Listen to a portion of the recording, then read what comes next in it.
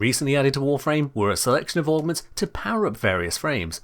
One of those augments is Valence Formation, a Lavos passive augment to scale up your elemental damage. Just how valuable is this augment really? I'm Nick Engineer, let's solve a practical problem.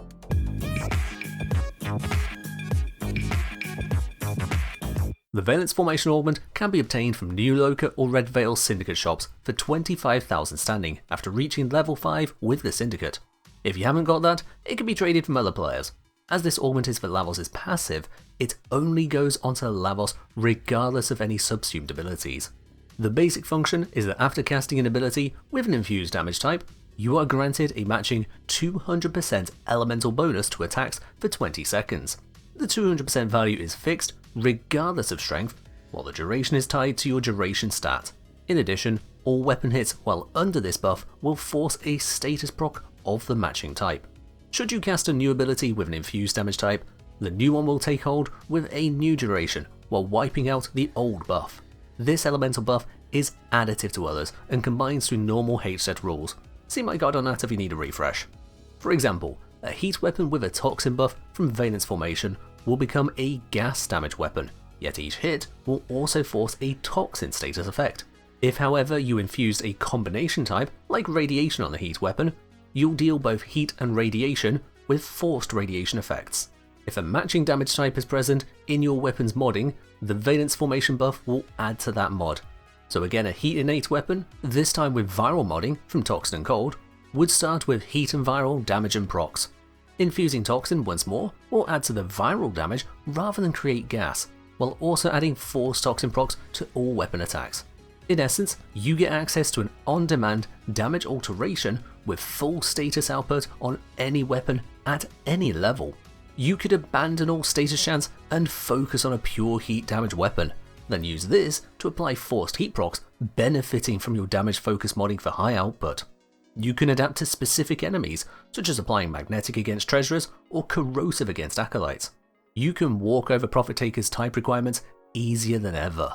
Now if this was all the augment did, we'd move on to talking about builds. However, there are a couple more very important features. The first is that this augment is the only source of modded gas elemental damage in the entire game. If you apply this to your weapons, your gas status procs will deal 3 times more damage than any amount of elemental modding could ever previously achieve. The second is the damage bonus also applies to Lavos' ability damage, specifically increasing the damage of status procs only, not the direct damage. As you normally cannot apply elemental bonuses to any of Lavos' abilities, this means the matching status proc will deal 3 times its normal damage, multiplying with any other bonuses you may already have, such as strength. This has some powerful but very specific impacts. All heat, toxin, electric and gas procs applied by your abilities can be buffed. Curiously enough, the buff is applied live, meaning you don't need to set it up. If you cast a gas infused ability and gain the gas elemental buff, the gas procs from the ability you just cast also get the damage bonus. Likewise, if you have an ongoing boosted gas proc and your buff runs out, the damage will drop back down again. The damage over time on Lavos' first, second and third abilities aren't usually of any real importance. His kit defining damage dealer is his fourth, Catalyze, which has innate heat built into it. It's on this ability where the infused element really matters for using the Valence Formation buff. At base, you'll apply both a heat proc and an infused proc to any target hit by Catalyze. As all elemental procs use the same damage equation, not counting heat inherit, they will all deal the same base damage of 50% the direct damage per second. With Valence Formation, an infusion into heat will buff the innate heat proc and the infused heat proc, tripling your damage over time on all targets. If however you use any other damaging proc, such as gas, you'll triple the infused proc but not the innate heat, leaving you with an average of merely double the damage. This goes yet further with Arc and Vitality in the mix, adding an extra heat proc on casts of Catalyze. Either you infuse heat, apply 3 heat procs and have all their damage tripled by Valence Formation, or you infuse something else like electric, apply 2 heat procs and 1 infused proc, and have only the infused proc tripled for not even double damage. This may still be the correct choice in some circumstances.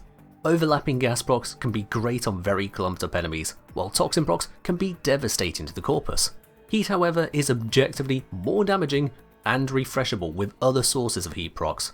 So unless you have a good reason otherwise, which does exist, your default should be heat when using Valence formation to enhance your ability damage. This shouldn't impact your decision making for weapon damage buffs too much, though do remember the effect is live updated. Should you wish to switch into a different element immediately after casting an infused Catalyze, you'll instantly drop the benefit on that damage over time. Let's have a look at building for this then. I'll focus on highly invested builds, but it's easy to adapt to lower investment if you lack the endo or upgrades to go all in.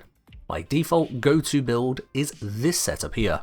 Lavos benefits hugely from the Umbral set, enabling a heavy health tank that can survive comfortably even into Steel Path missions. Both augments are highly valuable to him, with Valence formation being your damage enhancement for guns and casting, while Swift Bite allows for more frequent ability casts in general. If you wish to skip one or both augments, I recommend swapping in range mods instead, starting with the stretch mod. I should hope it goes without saying that Archon stretch is a complete waste on Lavos. Archon continuity is providing a power mix of longer status effects for more impact, a longer buff on Valence formation, and applying corrosive procs whenever we apply toxin procs through abilities, such as Ophidian Bite.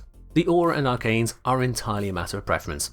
You can use the enemy radar aura to more easily see where clusters of enemies are to make full use of Lavos' kit, or Energy Siphon if you want to cause mild psychological damage to every player who notices what you're doing. For the arcanes, I prefer using Arcane Grace as a passive source of healing, giving this Lavos setup 124 health per second while active, about the same as a Wisp with 400% strength. The second arcane depends on what you're playing, though my favourites are either Arcane Consequence for massively enhanced mobility, Arcane Avenger for a large critical chance buff, or Molt Augmented for an enduring strength buff. Take your pick of mobility, weapon buff, or ability buff this way.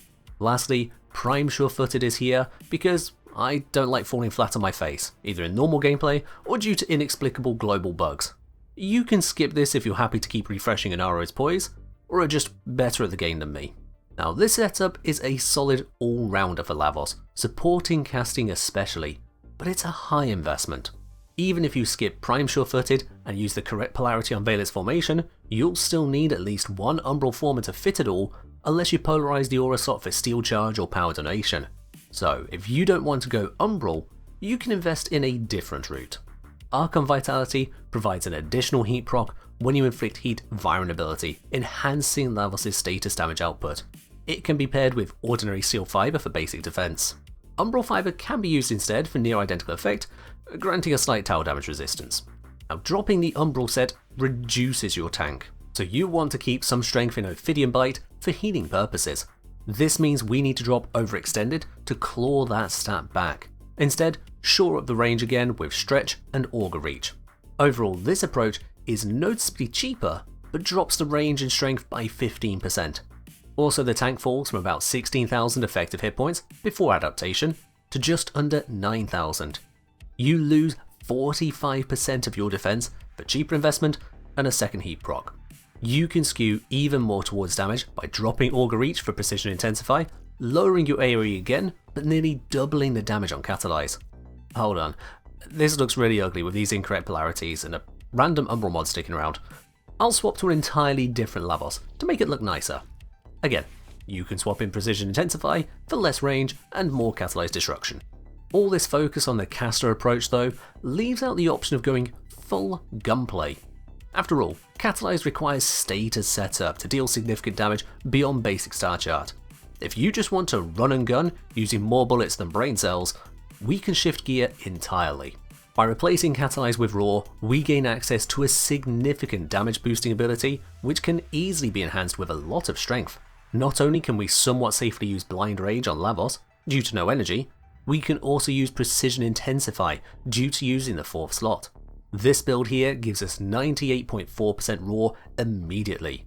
Or you could swap out Arcane Avenger for Molt Augmented to build up to 116.4% faction bonus. While we lose the heat option from Lavos' 4th ability slot, we can still Valence form any of Toxin, Cold, Electric, Viral, Magnetic, and Corrosive. All of these have powerful application, especially in the status procs, to go alongside weapon builds. The other alternative for subsuming would be to replace Lavos' 2, losing Vile Rush, Cold, Viral, and Magnetic in favour of keeping Heat, Radiation, and Gas. Personally, I prefer having the mobility and cold based options. not to mention still being able to use Precision Intensify. When using Raw, you don't need the Piercing Raw augment to avoid the 10-second ability cooldown on subsumed abilities. You can instead just recharge the ability while it's active with multiple casts of Transmutation Probe.